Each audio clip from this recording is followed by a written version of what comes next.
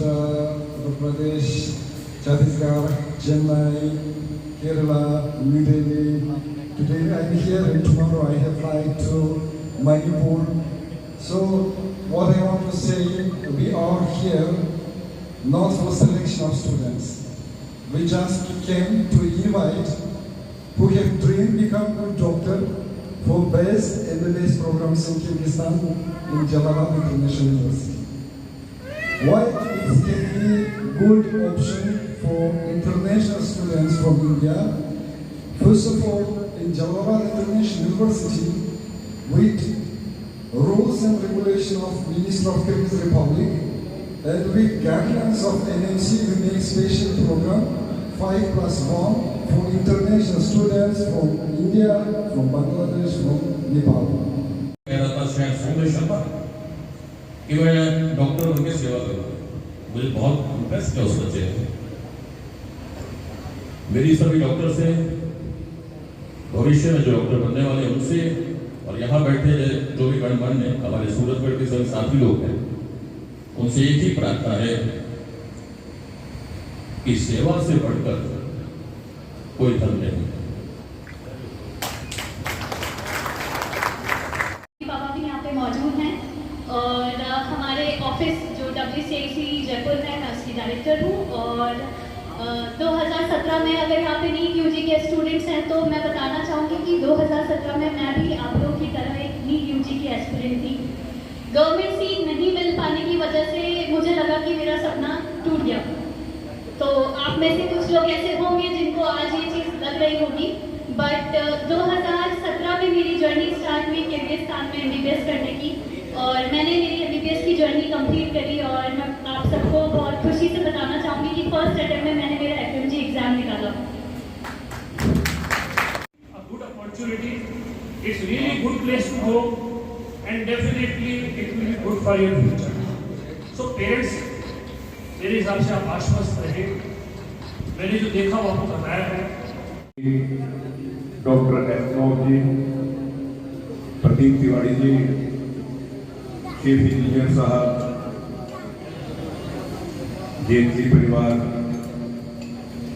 मेरे सामने बैठे शहर के प्रमुख नागरिकगण, मातृशक्ति व पत्रकार बंधु, सबसे पहले तो मैं प्रदीप जी का, तिवारी जी का हृदय से आभार व्यक्त करना चाहूँगा जिन्होंने मुझे बुलाया, आप सबके रूबरू होने का शुभ अवसर प्रदान किया। जलाल यूनिवर्सिटी के डीन साहब ने बहुत ही विस्तार से बोले थे इंग्लिश में, लेकिन उसका हिंदी रूपांतरण दुआ जी ने कर दिया, इसके लिए उनका बहुत बहुत धन्यवाद। बहुत ही विस्तार से बातें आपके सामने रखी और बहुत से बच्चे यहाँ जो वहाँ से MBBS करके आए हैं उन्हें सम्मानित भी किया। आज 3-4 स्टूडेंट्स को उन्होंने अपने नियुक्ति पत्र भी दिए हैं। तिवारी जी से मेरा पारिवारिक बहुत पुराना रिश्ता है। ये अपनी सर्विस में सबसे ज्यादा समय रामसिंहपुर में रहे। मेरे बड़े भाई साहब वहाँ के सरपंच होते थे, तभी इनका ग्राम सेवक का भी इनके पास एडिशनल चार्ज हुआ करता था। परसों इन्होंने विशेष रूप से कहा कि आपको अवश्य आना है। हालांकि आज बाहर भी जाना था, लेकिन इनके आग्रह को मना नहीं कर सके। जिन बच्चों ने अभी नया एडमिशन लिया है और जो बच्चे वहां से MBBS करके आए हैं, अनूपगढ़ का भी एक बच्चा रोहित चलाया जो मेरे ही परिवार का बच्चा है, वहां से MBBS करके आया, उसकी इंटर्नशिप पूरी भी हो गई है और अभी वो दिल्ली में जाने की सोच रहा है, वहाँ PG के लिए तैयारी भी करेगा। बहुत ही जैसा कि आपने जेटली जी ने भी बहुत वहाँ के जाने के बाद वहाँ का जो वातावरण, वहाँ के जो व्यवस्था और वहाँ का जो डिसिप्लिन है उसके बारे में बहुत ही अच्छे से बताया है।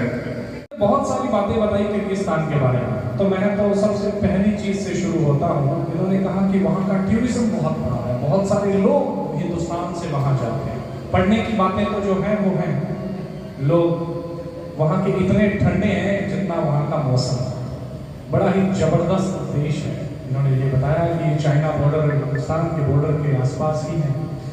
इन्होंने बताया कि ये WHO के सारे नियम और कानून को फॉलो करते हैं, NLC नेशनल मेडिकल कमीशन के सारे कानून को फॉलो करते हैं। इनके यहाँ पर पढ़े हुए बच्चे ना कि हिंदुस्तान में बल्कि अन्य देशों में UK, कनाडा, ऑस्ट्रेलिया कहीं भी जाके काम कर सकते हैं। इनके यहाँ के बच्चे सिर्फ पढ़ाई पर ही नहीं स्पोर्ट्स पर भी ध्यान देते हैं। ये अपने बच्चों को हर तरह की फैसिलिटी प्रोवाइड कराते हैं। इन्होंने बड़ा विस्तार से बताया कि हमारे गर्ल्स के बॉयज़ के हॉस्टल भी अलग अलग हैं। उनके लिए फूड की जो फैसिलिटी है, चाहे वो इंडियन है, चाहे वो नेपाली है, चाहे वो बांग्लादेशी है, सबके लिए अलग भोजन की व्यवस्था है। जो शाकाहारी भोजन करता है उसके लिए शाकाहारी भोजन की व्यवस्था है, जो मांसाहारी भोजन का सेवन करता है उसके लिए मांसाहारी भोजन की भी व्यवस्था है।